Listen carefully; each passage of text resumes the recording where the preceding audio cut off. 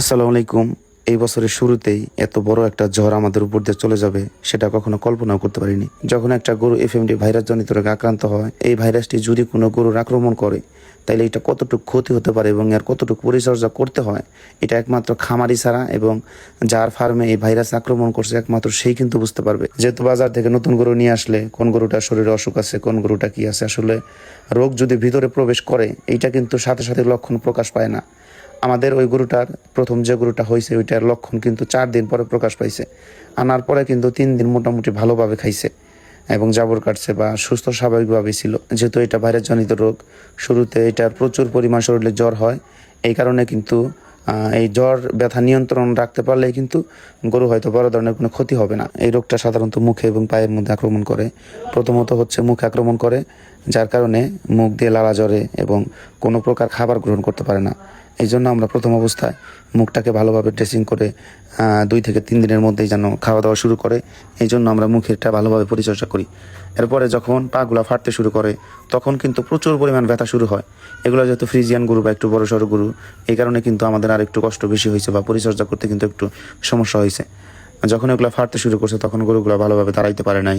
এরপরে হচ্ছে এইখানে আমরা লাগানোর জন্য যখন ওষুধ দিতে গেছি তখন হচ্ছে এগুলো ভালোভাবে দিতে দেয় নাই। যাই হোক, তারপরে আলহামদুলিল্লাহ যখন সেকেন্ডারি ইনফেকশন শুরু হয়েছে তখন কিন্তু আমরা একটানা 5 দিন অ্যান্টিবায়োটিক প্রয়োগ করছি। 5 থেকে 7 দিন অ্যান্টিবায়োটিক দেওয়ার পরে গত 2 দিন ধরে আমাদের গরুগুলো মোটামুটি সুস্থতার দিকে যাচ্ছে। আর যারা আমাদের ভিডিওগুলো দেখেন অধিকাংশ জনই কিন্তু খামারি। আমি আপনাদেরকে রিকোয়েস্ট করে বলবো, এখন সারা বাংলাদেশে সব জায়গায় কিন্তু এই ভাইরাসটা ছড়িয়ে যাচ্ছে। যেহেতু আমাদের নতুন গরু বা আমাদের এত অল্প পরিমাণ গরু থাকার পরেও আক্রমণ করছে, বা আশেপাশেও কিন্তু আমাদের গরুগুলো নিয়ে আসার আগেও আশেপাশেও কিন্তু অনেক গরু আক্রান্ত হয়েছে। এবং ইভেন আমাদের গরু আক্রান্ত হওয়ার পরেও আমাদের ফার্মের আশেপাশে যারা 2-1টা করে গরু পালতেছে এদের গরুও কিন্তু আক্রান্ত হইতেছে। এখন আমি আপনাদেরকে বলবো, আপনাদের যাদের গরু আছে তারা অবশ্যই গরুগুলোকে সঠিক সময়ে টিকা দিয়ে দেন এবং সঠিকভাবে পরিচর্যা করেন। একটা গরু যখন খাবার না খায় এর থেকে কষ্টের মুহূর্ত আর কোনো খামারের হতে পারে না।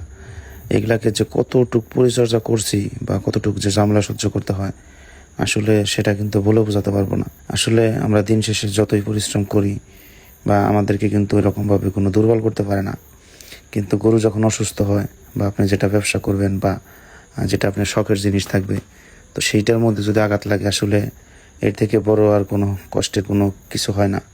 তারপরে হয়তো আল্লাহ তাআলা আমাদের যে কোনো একটা পরীক্ষা নিতেছে। হয়তো আমাদের সাময়িক সময়ের জন্য গরুগুলোর ওজন কমে গেছে, এরপরে গরুগুলো শুকিয়ে গেছে বা আমাদের পরিচর্যা করতে অনেক কষ্ট হয়েছে এবং অনেকগুলো টাকার মেডিসিন গেছে। যাই হোক, আল্লাহ তাআলা যা করে সব কিছু ভালোর জন্যই করে। ধন্যবাদ সবাইকে। আমাদের জন্য দোয়া করবেন, আল্লাহ তাআলা যেন আমাদের ব্যবসায় বারাকা দান করে, আমরা যেন আবারও ঘুরে দাঁড়াতে পারি। আসসালামু আলাইকুম রহমতুল্লাহ।